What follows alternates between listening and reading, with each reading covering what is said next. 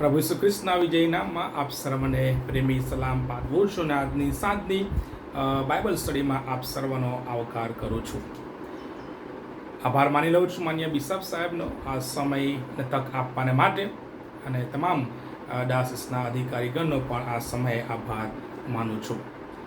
આ અઠવાડિયા દરમિયાન આપણે દરરોજ સાંજે ખાસ કરાર સંબંધિત પ્રભુનું વચન જોનાર છે.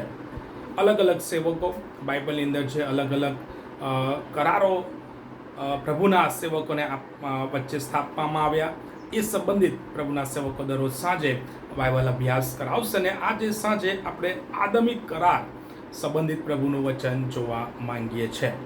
આદમિક કરાર ખાસ ઉત્પત્તિ 1:26-28 આપવામાં આવ્યો છે, તેમજ ઉત્પત્તિ 3:14-19 જે કરાર સંબંધિત વાત લખવામાં આવી છે તે બાબતો આપણે જોવા માંગીએ છીએ.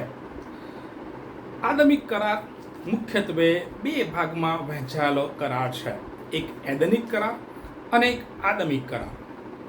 એદનિક કરાર ઉત્પત્તિ 1:26-30 અંદર જોવા મળે છે, જેની અંદર માનવજાત કે મનુષ્યનું સર્જન ઈશ્વરની પ્રતિમામાં કરવામાં આવે છે. પ્રાણી સામ્રાજ્ય હોય એ કે પૃથ્વીની તમામ જે બાબતો છે, પૃથ્વીની અંદર પ્રભુએ જે સર્જન કર્યું છે એ સર્જન ઉપર શાસન ચલાવવા, સત્તા ચલાવવાની વાત લખવામાં આવી છે. પૂર્ણ સર્જન અને વસવાટ કરવા માનવજાત માટે દૈવી જે નિર્દેશ છે તે સંબંધિત લખવામાં આવ્યું છે. તેમજ ભલા ભૂંડા વૃક્ષનું ફળ ન ખાવા સંબંધિત પણ લખવામાં આવ્યું છે. અને એ એદન ભાગની અંદર આદમ સાથે સ્થપાયેલો કરાર સંબંધિત બાબત છે.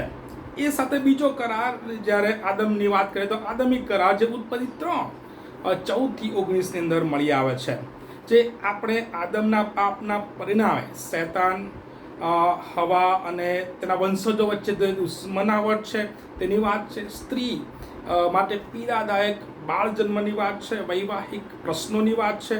ભૂમિને શ્રાપ આપવાની વાત છે. જીવન જે સંઘર્ષમય બની ગયું છે એ બાબતોને પણ સમાવેશ થાય છે.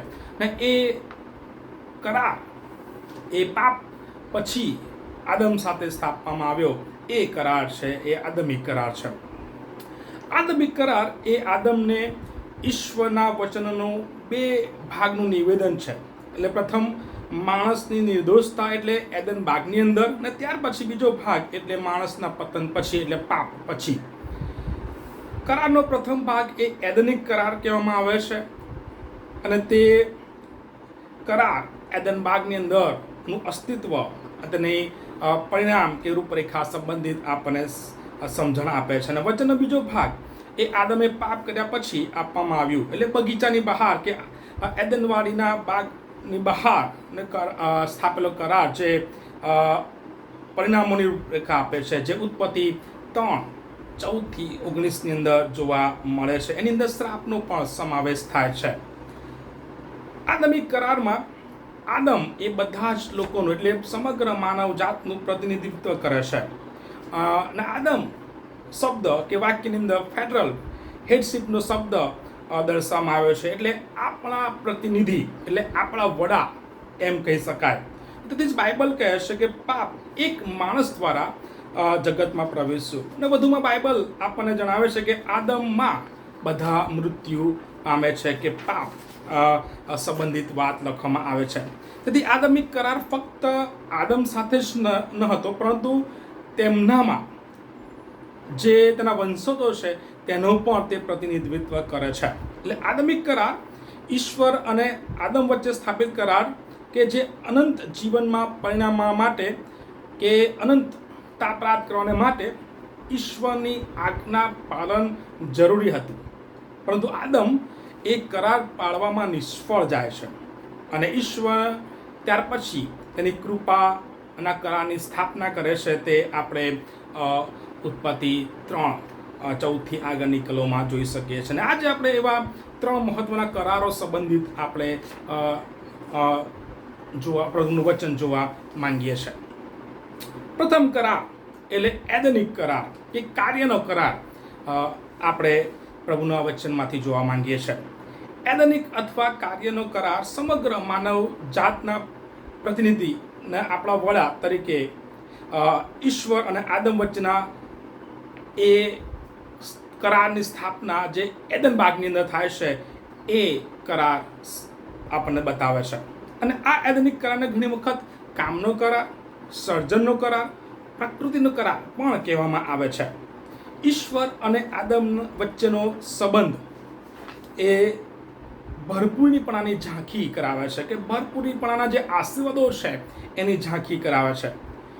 ઈશ્વરે પોતાની પ્રતિમાની અંદર માણસ જાતનું સર્જન કર્યું અને તેમાં પોતાનો શ્વાસ એટલે આદમમાં પોતાનો શ્વાસ મૂક્યો અને એદન બાગ તેના હાથમાં આપ્યું અને સમગ્ર બાબતોથી એવું સજ્જ એદન વાડી એ મનુષ્યના હાથમાં આવી અને એ એદન બાગની અંદર તમામ પ્રકારની જરૂરિયાતો સંતોષવા માટે પુષ્કળતા જોગવાઈ હતી. અને જ્યાં ઈશ્વર પોતે પણ મનુષ્ય સાથે સંવાદનો જે આનંદ માણે છે એ પણ આપણે જોઈ શકીએ છીએ. એથી વધુ ઈશ્વરે આદમને આદેશ આપ્યો એ પણ શીખવે છે કે ઈશ્વરની પ્રતિમાના વાહક તરીકે તેમણે કેવી રીતે જીવવું, તેમનું જીવન કેવી રીતે જીવવું, અને સાથે એ જે સર્જનનો વટહુકમ છે એ વટહુકમ હેઠળ માણસે પૃથ્વી પર કેવી રીતે શાસન કરવું તેનો આદેશ પણ આપણે જોઈ શકીએ છીએ. આદમ અને હવા સંપૂર્ણ દંપતી હતા, સંપૂર્ણ વિશ્વમાં રહેતા હતા, સંપૂર્ણ વ્યવસ્થા તેમના હાથમાં હતી અને સંપૂર્ણ સંબંધનો જે આનંદ છે તે તેઓ માણતા હતા. આદમ અને હવા પ્રથમ દંપતી તરીકે તેમની પાસે છુપાવા જેવું કંઈ હતું જ નહીં, કોઈ હેંગઅપ્સ ન હતા, તેઓ બિનસ્વાર્થી હતા.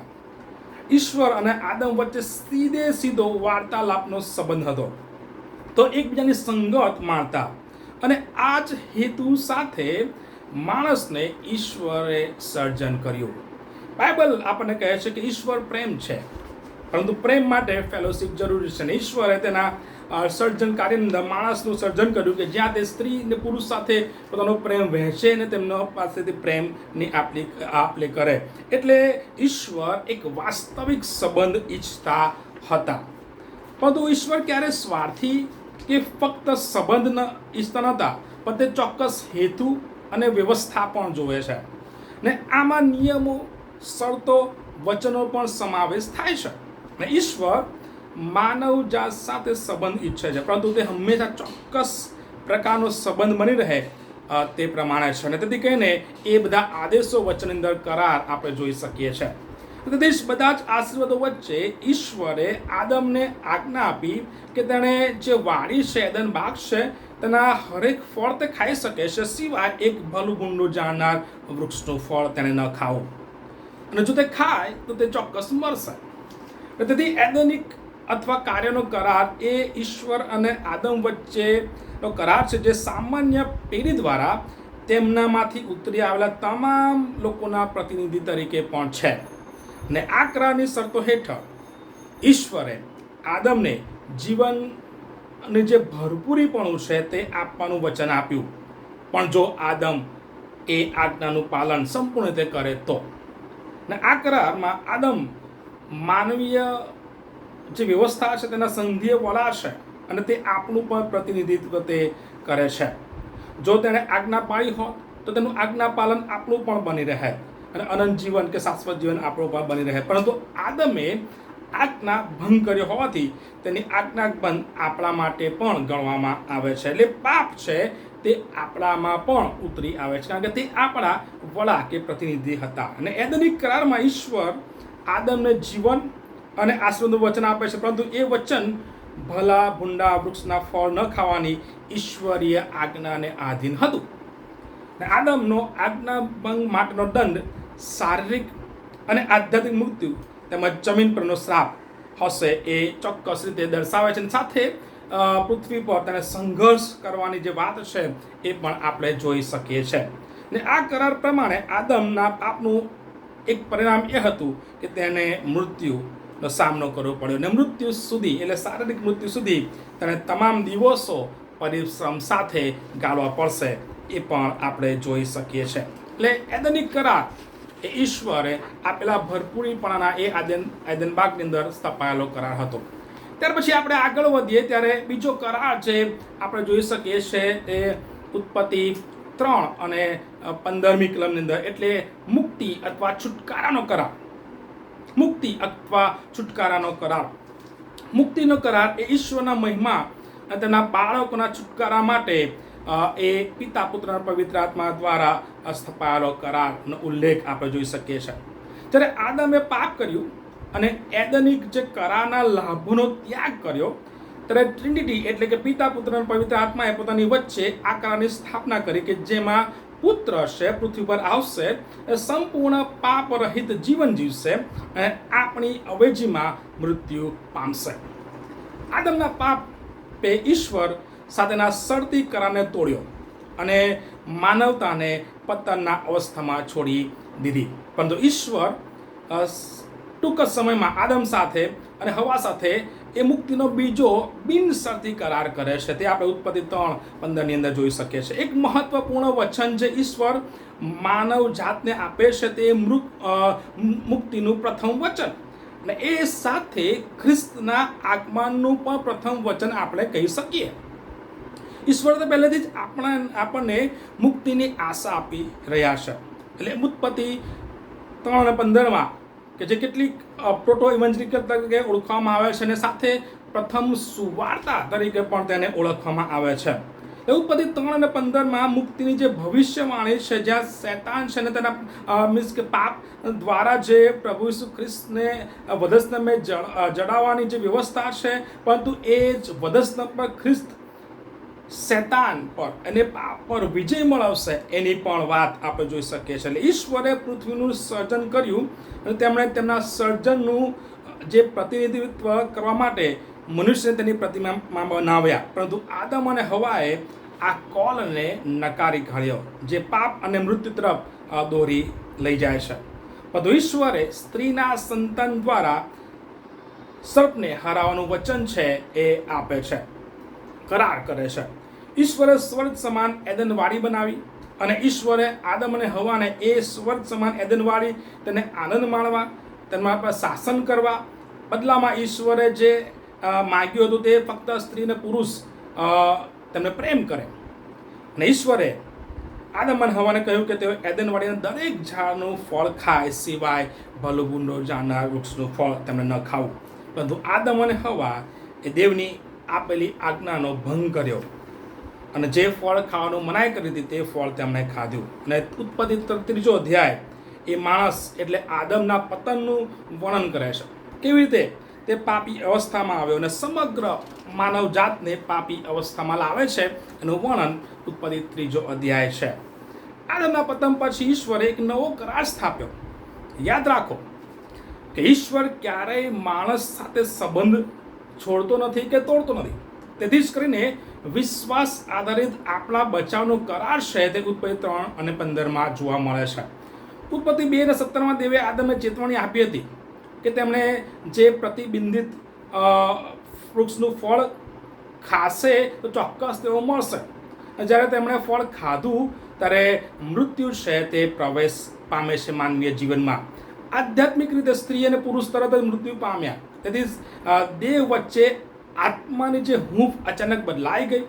એક શીતળતા, એક અલગતા, એક ખાલીપણું, એક સ્વાર્થે સ્થાન લઈ લીધું. તેઓ તે દિવસે આધ્યાત્મિક રીતે મરણ પામ્યા. તે માણસ હતો કે જે દેવની ચેતવણીને નકારી કાઢી અને દેવ પાસેથી સ્વતંત્રતા ઈચ્છી. માણસ વિચાર્યું કે તે પોતે વધારે સારું કરી શકે છે, પરંતુ પાપની તાત્કાલિક અસર છે માણસમાં દેખાય અને બંનેની આંખો ઉઘડી ગઈ અને તેઓ તરત જ પોતે નગ્ન છે તે સમજી શકે છે. પાપ છે તે સ્વ જાગૃતિ લાવ્યું અને સાથે સ્વકેન્દ્રિતપણું પણ. ત્યારે દેવ બાપ ઉત્પત્તિ 3:15 બીજો કરાર જે પતિત મનુષ્યની સાથે સ્વર્ગીય પિતા સાથે પુનઃસ્થાપિત કરવાનો જે કરાર છે તે સ્થાપે છે. એટલે મનુષ્યના પ્રથમ પતનની ક્ષણે જ દેવે માણસના પાપનું સમાધાન અને છુટકારાનું વચન આપે છે. એટલે તમારા મારા છુટકારાનું વચન છે તે ઉત્પત્તિ 3 અને 15 જોવા મળે છે. એટલે મુક્તિનો કરાર કે છુટકારાનો કરાર આપણે ત્યાં આદમ સાથે એ પતિત અવસ્થાની અંદર પણ જોઈ શકીએ છીએ. ત્યાર પછી થોડો આગળ વધીએ તો ત્રીજો કરાર આપણે જોઈ શકીએ છીએ, એ તો કૃપાનો કરાર. પ્રથમ કરાર એદનિક કરાર, ત્યારબાદ છુટકારાનો કરાર, અને ત્રીજો કરાર તે તો કૃપાનો કરાર. જ્યારે આદમે અનાદર કર્યો અને જે ફળ ન ખાવું જોઈએ તે ફળ તેને ખાધું, ત્યારે દેવ બાપ અને મનુષ્ય વચ્ચે જે પાપના કારણે એક સ્થિતિ સર્જાય. દેવ છે એ સંપૂર્ણ ન્યાયી છે અને પાપને તે સાંકી શકતો નથી. તેથી કહીને અનંતકાલિક જીવન આપણાથી દૂર થતું ગયું. જો કે બાઇબલ આપણને જણાવે છે કે પ્રભુએ એવું ઈચ્છ્યું નહીં કે તમે ને હું એમાંથી દૂર રહીએ. તેથી કરીને તેમણે ઈસુ ખ્રિસ્ત વ્યક્તિ તરીકે આપણા માટે આપવાનું વચન છે તે ઉત્પત્તિ 3 અને 15 આપે છે. એટલે આપણા પાપો, આપણા અપરાધોથી બચાવીને એક તમને ને મને કૃપાના વારસ તરીકે આગળ લઈ જવાનું વચન તેમણે આપ્યું. તેમણે તેના લોકો સાથે કૃપાનો કરાર સ્થાપ્યો, એટલે ખ્રિસ્તમાં બચાવવાનું વચન તેમણે આપ્યું. તેથી આપણે ખ્રિસ્તમાં વિશ્વાસ કરીએ, મુક્તિ માટે એકલા ઈસુ ખ્રિસ્ત પર વિશ્વાસ કરીને જે વિશ્વાસ દ્વારા આજ્ઞા પાલન દ્વારા અનંત જીવન મળે છે તે તરફ આપણું પ્રયાણ થાય. કૃપાના કરારમાં કોઈ કાર્ય સામેલ નથી, કેમ કે તે એક દયાળુ કરાર છે. કારણ કે દેવે ખ્રિસ્ત ઈસુમાં આપણા માટે કાર્યનો જે કરાર છે તે પરિપૂર્ણ કરવાને માટે ખ્રિસ્તને આપવાનું વચન આપ્યું. બીજ આદમ એટલે ખ્રિસ્ત તરીકે દેવ બાપે પ્રથમ આદમ પાસેથી માંગેલી સંપૂર્ણ આજ્ઞા પાલન એ ખ્રિસ્ત દ્વારા તેમને મળે છે. અને દેવનો જે ક્રોધ છે તે ખ્રિસ્તાંત કરે છે અને લોકોના પાપને માટે તે પ્રાયશ્ચિત કરે છે. કૃપાના કરારમાં ખ્રિસ્ત તેમના લોકોના વડા બને છે. જ્યારે આપણે ખ્રિસ્ત પર વિશ્વાસ કરીએ છીએ ત્યારે સંપૂર્ણ આજ્ઞા પાલન આપણા પર ઉતરી આવે છે. તેથી આપણે ખ્રિસ્તમાં ન્યાયી જાહેર થઈએ છીએ અને એ આપણા કાર્યનો કરાર છે તેને પરિપૂર્ણ કરે છે. તેથી આપણે અનંત જીવન વારસો મેળવવાને માટે આગળ પ્રયાણ કરીએ છીએ. કૃપાના કરાર પ્રથમ ઉત્પત્તિ 3 અને 15 જાહેરાત કરવામાં આવી, જ્યાં દેવ બાપ સમગ્ર સૃષ્ટિમાં જે પાપ દાખલ કરનાર સર્પને કચડી નાખવાનું વચન આપે છે. કૃપાનો કરાર મુક્તિના ઇતિહાસમાં કરારોની શ્રેણીમાં પ્રગટ થાય છે તેમના લોકોને, એટલે દેવના લોકોને બચાવવાને માટે. વચનોને સ્પષ્ટ બતાવે છે કે તારણહારનું જે આગમન છે તે પણ એક નિર્દેશ છે, તે જાહેર કરે છે. એટલે આદમ કરારને જાળવી રાખવામાં નિષ્ફળ ચોક્કસ ગયો. આદમે પ્રતિબંધિત વૃક્ષનું ફળ ખાધું અને માત્ર પોતાની જાતને જ નહીં પરંતુ કરાર માં તેનું જે પ્રતિનિધિત્વ કરે છે એ બધા વંશજો માટે મૃત્યુ છે તે કરાર તરીકે સ્થાપિત તરીકે તે તેના પર લાવે છે. ને આદમના વિદ્રોહના સંકટમાં ઈશ્વરે એક વચન જાહેર કર્યું. આદમ અને હવાએ બળવો કર્યો હોવા છતાં દેવ પેઢી દર પેઢી પોતાની જાત માટે લોકોને બચાવશે અને દેવ એક એવા વ્યક્તિને ઊભો કરશે કે જે પોતાના લોકોના આત્માના દુશ્મનોનો નાશ કરશે. એ વચન એટલે ઉત્પત્તિ 3 અને 15 એક મસીહનું વચન એમ પણ કહી શકાય કે જે મસીહ આવશે અને ઈશ્વરના લોકો તેમને બચાવશે અને એ કૃપા ઈશ્વર તેના લોકો પર કરશે. એ આપણે આ કૃપાના કરાર તરીકે જોઈ શકીએ છીએ.